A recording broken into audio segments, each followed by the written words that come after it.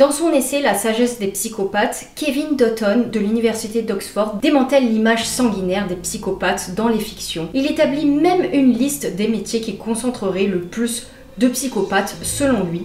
En tête de cette liste, nous retrouvons les chefs d'entreprise, mais aussi les chefs cuisiniers, les avocats, les journalistes, etc. Et une des professions qui semble la moins touchée par ce phénomène reste la position de créateur, d'artiste. Et pourtant, lorsqu'on tape le nom de Blake Leibel sur Google, la page Wikipédia associée ne met non plus en avant son statut de créateur de bande dessinée, de scénariste et de réalisateur de films d'animation, mais bien de meurtrier condamné. Dans sa bande dessinée Syndrome, il écrit « Le mal n'est pas une force mystérieuse opérant dans l'univers, c'est un syndrome.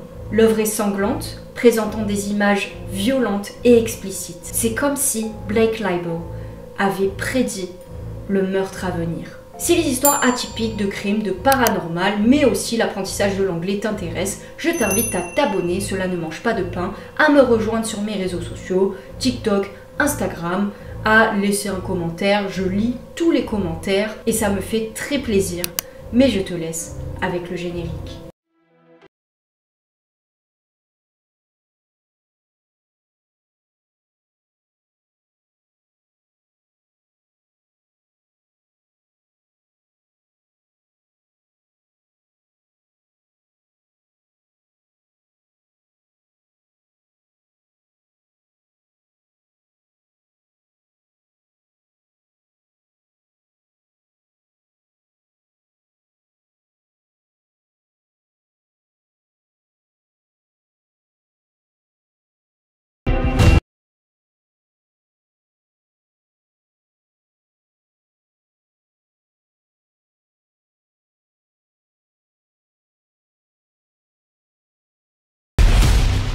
Blake Leibel naît le 8 mai 1981 à Toronto, dans l'Ontario, au Canada. Il est le fils de deux familles de notables. Son père est Lorne Leibel, un éminent magnat de l'immobilier qui a été d'ailleurs intronisé au temple de la renommée du sport automobile canadien. C'est une institution caritative à but non lucratif qui reconnaît les contributions exceptionnelles au sport automobile en tant que constructeur, pilote, propriétaire, etc. Vous voyez donc le niveau de renommée. Sa mère, quant à elle, est l'héritière d'un empire, l'Alrose Products. C'est Eleanor Cheater Leibel, dont le père détient plusieurs brevets. Il a aussi un frère plus âgé, prénommé Cody. Mais la source de la fortune de la famille Leibel provient de celle de son grand-père paternel, qui a participé aux Jeux Olympiques d'été de 1968, puis a développé des milliers de maisons avec ses fils Lorne, donc Lorne qui est le père de Blake, et Corey, oui ça ressemble légèrement à Cody, qui est le nom du frère de Blake, on se rappelle. Fait cocasse, son grand-père a aussi inscrit dans son testament le fait que, avant de recevoir leur héritage, ses héritiers devaient se faire dépister au VIH, donc voilà.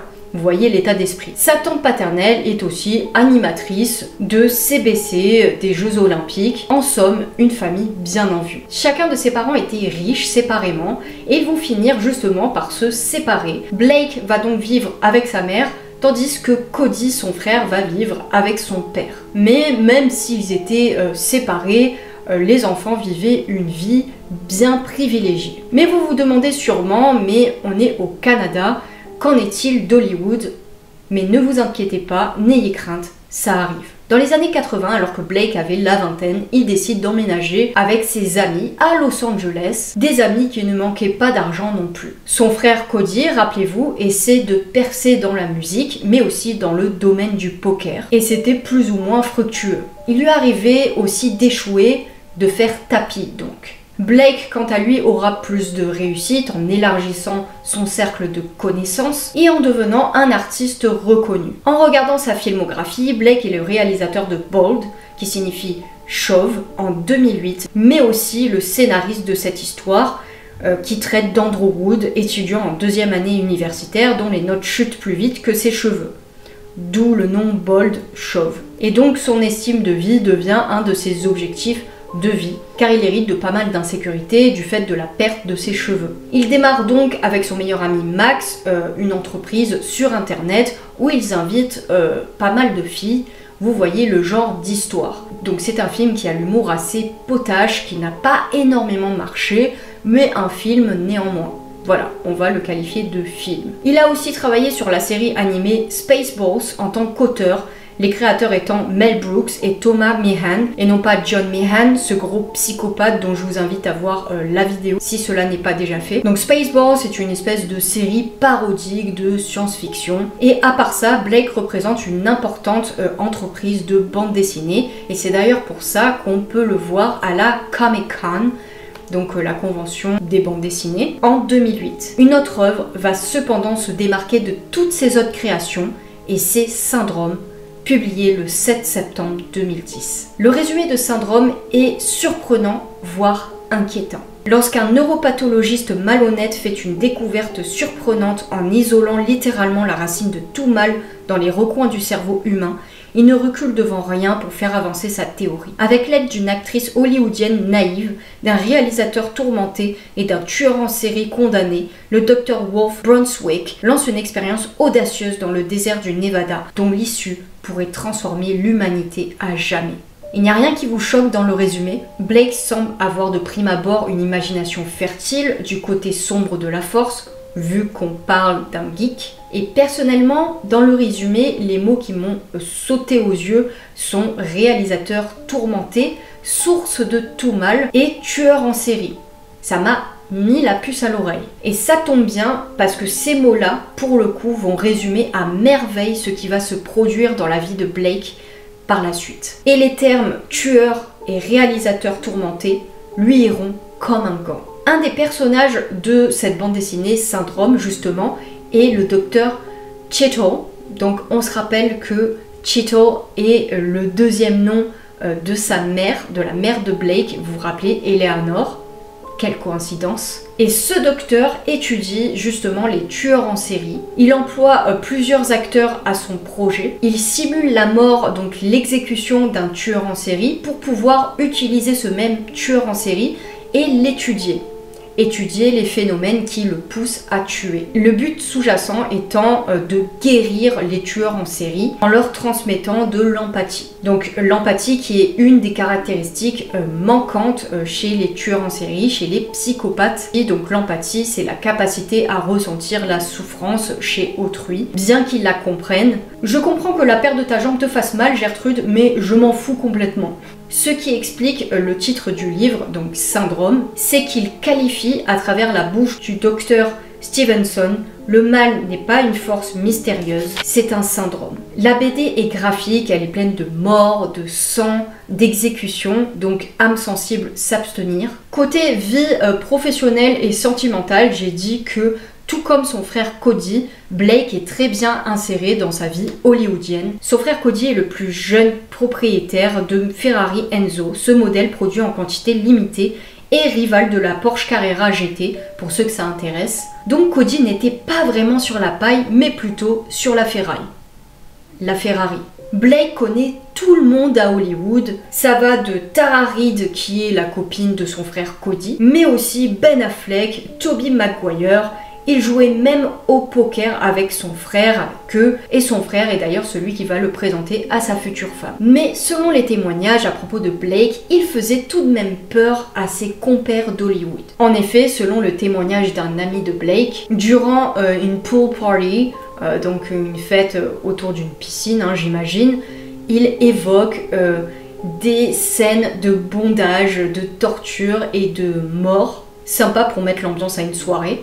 Ça met de suite à l'aise. Et c'est bizarre parce que le bondage, la torture et le meurtre, ça fait penser aux initiales BTK, le fameux tueur en série Dennis Rader, qui est un tueur en série très connu aux États-Unis. Et l'ami hollywoodien de Blake témoigne du fait que certaines personnes pensaient même qu'il avait bien une maison à Hollywood, mais qu'il devait avoir certainement une maison secrète quelque part où il détenait dans sa cave des gens qu'il torturait. Vous voyez déjà la réputation que Blake avait à cette époque-là. On pensait qu'il avait une maison à un endroit avec une femme attachée à la cave qu'il torturait à loisir. Et lorsqu'il a appris par la suite son crime, cet ami-là n'a pas du tout été étonné. Moi je suis étonnée du fait que tu restes ami avec un tel individu. Mais bon, niveau sentimental, donc son frère Cody lui présente celle qui sera sa future femme, donc c'est une ex-mannequin nommée Amanda Brown, avec qui il se marie en 2011.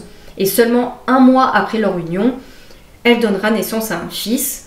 Leur résidence se trouve à Beverly Hills, et la même année, Eleanor, sa mère, meurt. Et vu qu'ils étaient très proches, Blake va être dévasté. Mais il va vite sécher ses larmes grâce à l'héritage conséquent de sa mère, des millions, qu'il va dépenser si rapidement qu'en 2013, il va porter plainte pour avoir une plus grosse part du gâteau. Blake, tu as un petit peu les yeux plus gros que le ventre. Mais sa plainte ne va pas aboutir et il va se retrouver un petit peu endetté vu que non seulement on lui refuse sa part du gâteau, mais il doit encore payer ses avocats. Très cher. Et pour ne pas arranger les choses, un heureux événement, l'annonce de la naissance prochaine de son enfant, va être doublé d'un autre heureux événement, l'annonce de la prochaine naissance de l'enfant de sa maîtresse. Car, oui, Blake avait une double vie. Sa petite amie secrète, une belle femme ukrainienne, une ancienne avocate, Ayana Kezian, qui est née le 27 janvier 1986 et qui vit à l'autre bout de la ville.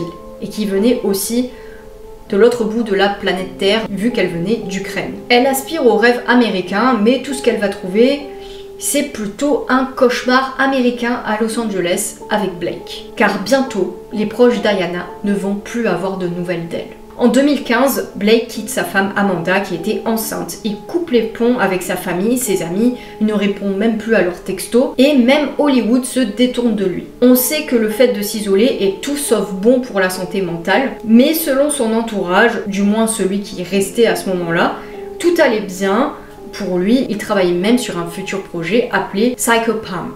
Et il était avec la belle Ayana et intelligente vu que c'était anciennement une avocate à Kiev et qu'elle était traductrice lorsqu'il l'a rencontrée. Ils ont l'air plutôt heureux sur leurs photos, du moins en apparence. En mai 2016, elle donne naissance à leur enfant alors qu'il était en pleine procédure de divorce avec Amanda, sa première femme, rappelez-vous, et que sa nouvelle petite amie venait tout juste de donner naissance à son enfant. Il entretient une relation avec une autre petite amie, jamais 203. Et cette même petite amie va porter plainte contre lui pour agression sexuelle. Il va donc être arrêté et passer 15 heures en prison, mais pouvant payer sa caution, donc s'élevant à 100 000 $, il va pouvoir sortir aussi rapidement qu'il y est entré. C'est un petit peu comme au Monopoly, vous attendez un petit peu et vous pouvez vous échapper.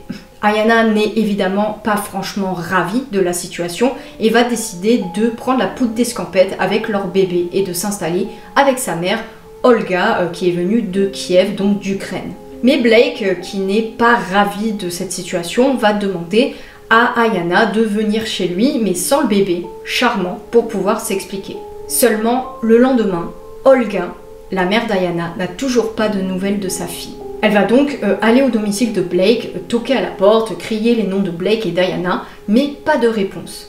Elle va donc appeler la police, alors qu'elle était près de Holloway Drive à 11h30, mais la police va tranquillement laisser un message sur le répondeur de Blake, ne considérant pas la situation comme étant dangereuse à proprement parler.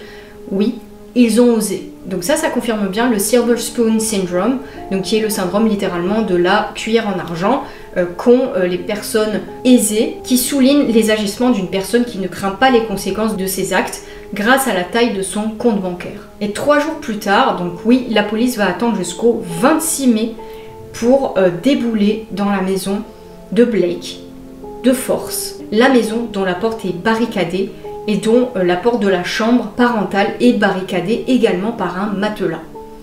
Ils entendent à travers la porte la voix de Blake leur hurler que Ayana n'est pas là. Ben voyons, ils enfoncent la porte et trouvent Blake avec du cash, énormément de billets sur lui et son passeport. Exactement comme s'il s'apprêtait à quitter le pays. Il y a du sang partout et le corps d'Ayana se trouve sur le lit, ensanglanté. Il est plein de morsures, de bleus, d'égratignures. La pauvre jeune femme a été battue à mort. Et l'autopsie est terrible. Ayana avait été entièrement scalpée et cette partie de son corps n'a pas été retrouvée. Il n'y avait littéralement plus de cuir chevelu, mais juste des os. au sommet de son crâne. Et des parties de son visage avaient été retirées. Des marques de bleu, de morsures, et le médecin légiste révèle qu'elle a vécu pendant 8 heures après avoir été scalpée. Il dit donc qu'il n'avait jamais vu ça auparavant. Face à ça, Blake est arrêté. Il nie tout en bloc. Oui, Ayanna était bien chez moi. Oui, c'est bien la mère de mon enfant et nous étions séparés.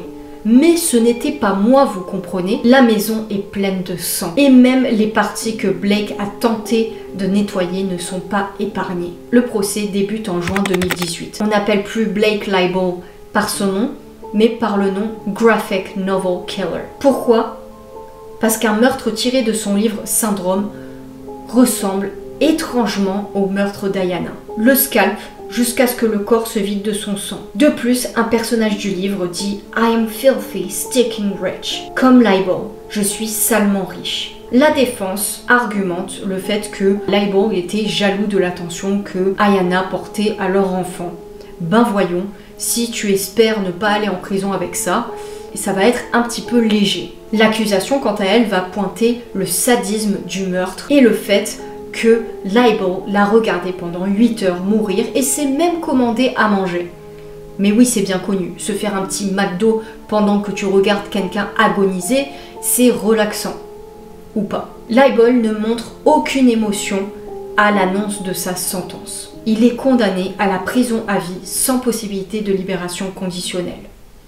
Et son appel en 2020 est rejeté.